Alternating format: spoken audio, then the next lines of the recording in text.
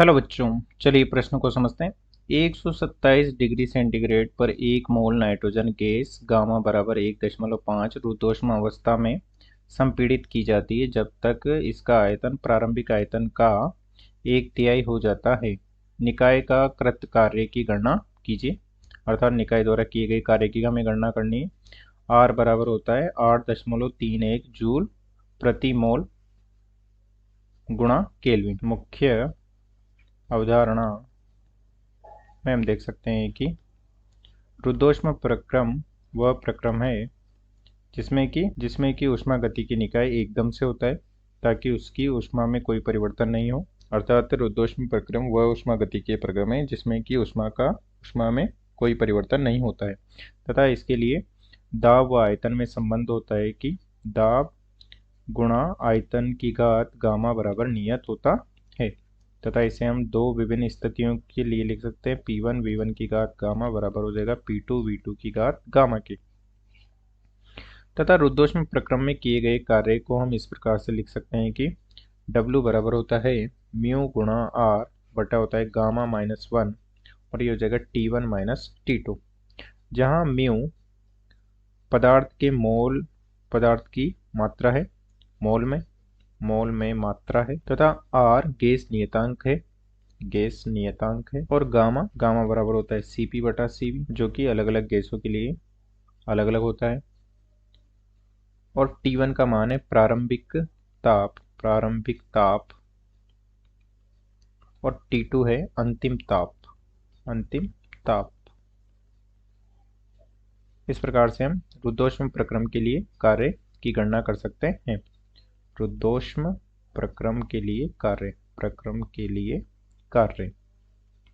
अब चलिए प्रश्न को हल करते हैं। प्रश्न में दिया गया है कि T1 का मान हमें दे रखा है 127 डिग्री सेंटीग्रेड, तो ये केल्विन में हो जाएगा 127 प्लस 273 अर्थात ये हो जाएगा 400 केल्विन। और गामा का मान हमें दे रखा है 1.5 और इसका प्रारंभिक आयतन का 1/3 हो जाता है अंतिम आयतन। तो हमें दे रखा है माना कि प्रारंभिक आयतन V1 है और अंतिम आयतन V2 बराबर हो जाएगा V1 का 1/3। तो इसके लिए हमें अंतिम ताप T2 का मान चाहिए होगा। T2 का मान हमें नहीं दिया गया है तो पहले हमें T2 का मान ज्ञात करना होगा, उसके बाद में हम कार्य की गणना कर सकते हैं। जबकि हमें दाब व आयतन में संबंध दे रखा है तो इसके लिए हम आदर्श गैस समीकरण का उपयोग करेंगे और आदर्श गैस समीकरण होता है PV बराबर nRT। और यहाँ से हम जो हमने दाब आयतन में संबंध देखा है PV की घात गामा बराबर नियत, तो इसमें हम दाब की जगह पर रख देंगे nRT बटे V। तो यहाँ से इसमें मान रख देते हैं हम P का, तो ये हो जाएगा nRT बटे V और गुणा हो जाएगा V की घात गामा बराबर नियत। तो ये हो जाएगा T गुणा V की घात गामा -1 बराबर नियत हो जाएगा, पुनः नया नियत हो जाएगा क्योंकि n और r भी नियत है। तो इस प्रकार से हम दो प्रावस्थाओं के लिए इसे लिख सकते हैं T1 V1 की घात गामा -1 बराबर हो जाएगा T2 V2 की घात गामा -1।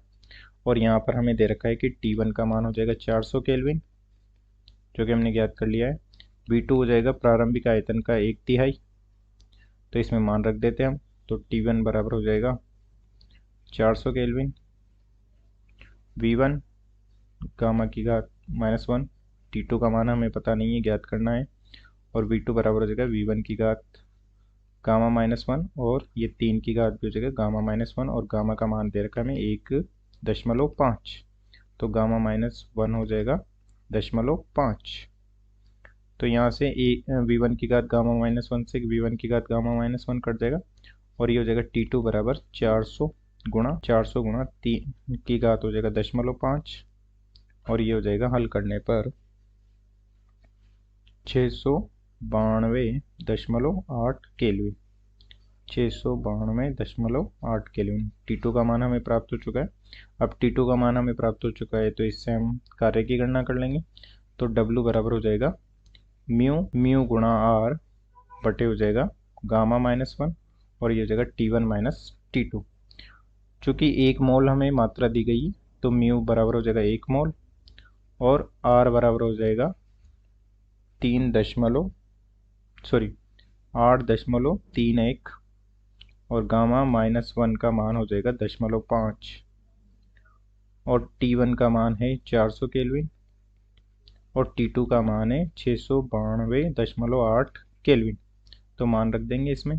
तो W बराबर हो जाएगा 1 गुणा 8.31, ये हो जाएगा 0.5, ये हो जाएगा 400 माइनस 692.8 और ये मान हो जाएगा हल करने पर -4866.33 जूल, जो कि हो जाएगा -4.8 किलो जूल।